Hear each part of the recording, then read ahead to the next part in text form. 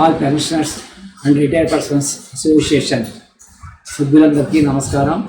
మిత్రులారా, మనం అనేక సార్లు పిఎఫ్ ఆఫీస్ దగ్గర ధర్నాలు చేశాము. అలాగే కమిషనర్ గారికి మెమోరాండాలు ఇచ్చాము.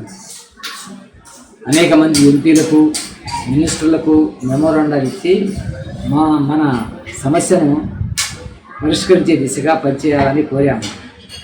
అనేక మంది ఎంపీలు పార్లమెంట్లో మన సమస్యను లేవనెత్తి ప్రభుత్వాన్ని నిలదీసినప్పటికీ ఇంతవరకు ప్రభుత్వం నుండి సానుకూలమైన సమాధానం రాలేదు.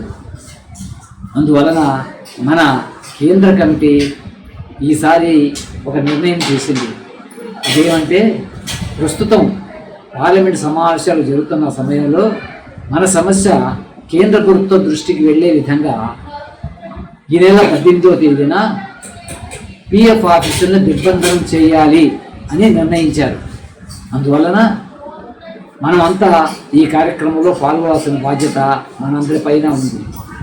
దీంట్లో ప్రధానంగా డిమాండ్ ఏంటంటే, కనీస పెన్షన్ 9,000 పెంచాలని, దానికి డిఏ అనుసంధానం చేయాలని, భార్యాభర్తలకు వైద్య సదుపాయం కల్పించాలని, రైల్వే రాయితీని పునరుద్ధరించాలని, ఎగ్జెంప్టెడ్ నాన్ ఎగ్జెంప్టెడ్ అనే భేదం లేకుండా 2014 ముందు వాళ్ళు అని 2014 తర్వాత వాళ్ళు అనే భేదం లేకుండా అందరికీ హయ్యర్ పెన్షన్ కల్పించాలని, అలాగే అందరికీ రేషన్ కార్డులు ఇవ్వాలని, ఈ పై డిమాండ్లతో మనం పిఎఫ్ ఆఫీసర్ని దిగ్బంధనం చేయాల్సిన అవసరం మన కేంద్ర కమిటీ గుర్తించింది.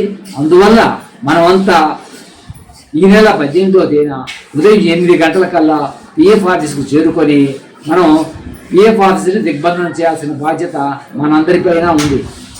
ఇది ఏ ఒక్కరి బాధ్యతో కాదు, మనందరి బాధ్యత.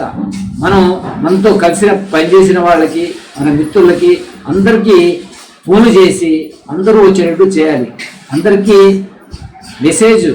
వాట్సాప్ మెసేజ్ అవ్వదు కాబట్టి మనకు తెలిసిన మిత్రులందరికీ మనం ప్రత్యేకంగా ఫోన్లు చేసి అందరూ వచ్చేటట్టు చేయాలి.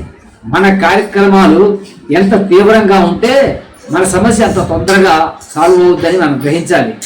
కొందరు అదిగో అయిపోతుంది, ఇదిగో అయిపోతుంది అని చెప్తున్నారు. వాళ్ళకి ఇదే మన పిలుపు. అందరం కలిసి పనిచేద్దాం రండి. అందరం కలిసి పనిచేస్తేనే ఏ కార్యక్రమైనా సాధించగలుగుతామో. మనం విడివిడిగా ఉంటే ప్రభుత్వానికే లాభం కానీ మనకు నష్టదాయకమని వాళ్ళకి మరోసారి గుర్తు చేసి అందరం కలిసి పనిచేద్దాం. ఈ పోరాటంలో అందరూ కలిసి రావాలని కోరుకుంటున్నాము. ధన్యవాదములు.